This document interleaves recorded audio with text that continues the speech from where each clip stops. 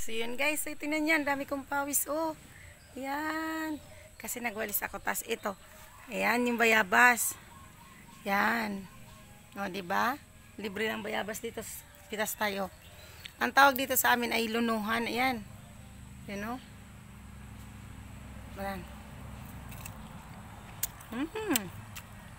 Ang lambot.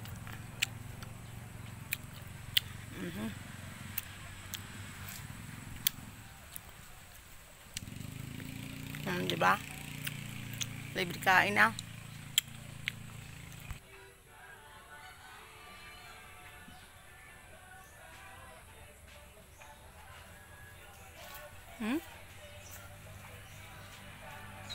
Grabe ang bunga ng bayabas dito guys. So,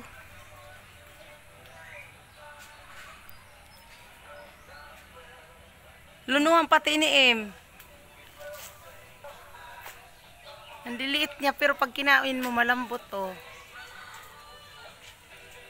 Mainit na.